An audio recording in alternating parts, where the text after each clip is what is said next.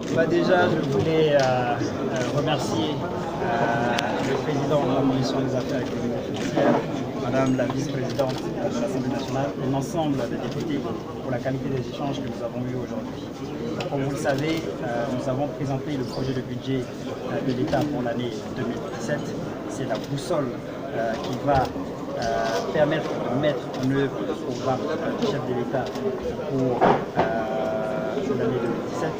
C'est un projet de budget ambitieux qui s'élève à 6 501,4 milliards de francs CFA, donc, qui est en hausse de l'ordre de 12% par rapport au budget initial de l'année pour 2016. Donc il y a des ambitions fortes.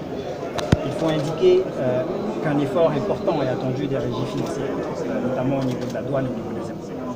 Donc, par exemple, dans ce projet de budget, lorsque vous regardez le niveau des recettes fiscales attendues, celui-ci est en hausse de l'ordre de 68% par rapport à 2012. Donc, vous voyez bien qu'il y a eu énormément d'efforts de recouvrement des recettes qui ont été effectués au cours des dernières années sous l'impulsion du chef de l'État. Maintenant, il y a les priorités du budget, qui fait partie des éléments sur lesquels nous avons échangé. Donc, priorité est mise sur les dépenses d'investissement. Le chef de l'État a fait des dépenses d'investissement et de cette priorité.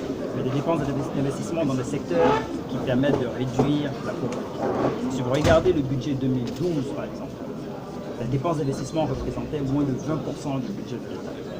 Aujourd'hui, les dépenses d'investissement proposées dans le projet de budget 2017 représentent environ le tiers du budget. Regardez les dépenses de fonctionnement. Les dépenses de fonctionnement en 2012 représentaient environ 26% du budget. Aujourd'hui, nous sommes en dessous de 20%. Donc, tous ces efforts-là sont faits pour mettre l'accent sur les dépenses d'investissement et sur les dépenses qui permettent de réduire la pauvreté.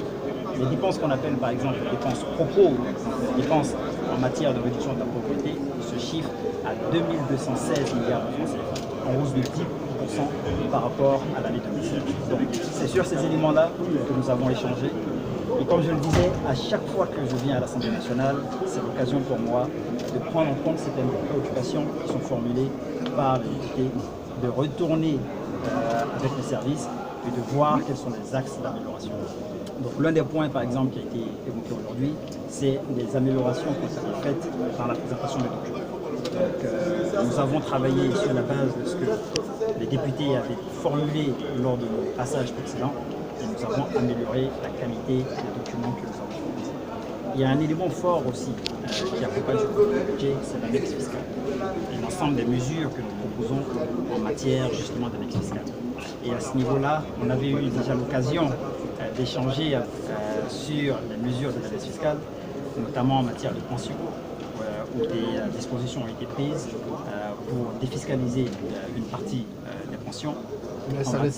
À ce que je sache, le mot d'ordre de grève a été suspendu. Les discussions sont en cours avec le ministre de la fonction publique. Mais c'est pour vous dire que la question de l'amélioration des conditions de vie de l'ensemble des Ivoiriens, en particulier le celle des retraités, fait partie des priorités du chef de l'État.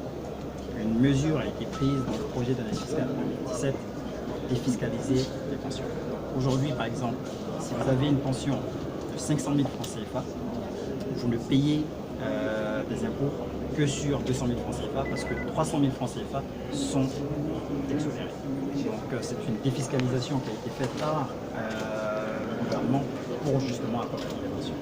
Les mesures ont été aussi prises en matière des personnes en situation de handicap. Donc, les dispositions sont prises à ce niveau-là aussi pour permettre aux personnes en situation de handicap de pouvoir trouver du travail. Et nous avons continué aussi dans d'autres domaines. Nous avons échangé sur cette question-là avec les députés, sur la question des collectivités territoriales.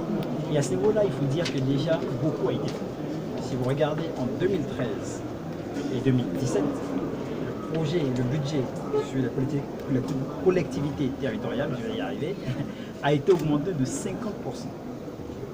Le budget alloué aux collectivités territoriales a été augmenté de 50%. On ne peut pas me dire que c'est rien. Donc, déjà, des efforts ont été faits. Est-ce que nous devons faire plus? Sûrement. Et cette question va être portée au gouvernement, de sorte à ce qu'on voit ce qu'il est possible de faire. Mais déjà, des efforts importants ont été faits par le gouvernement pour améliorer le niveau des budgets alloués.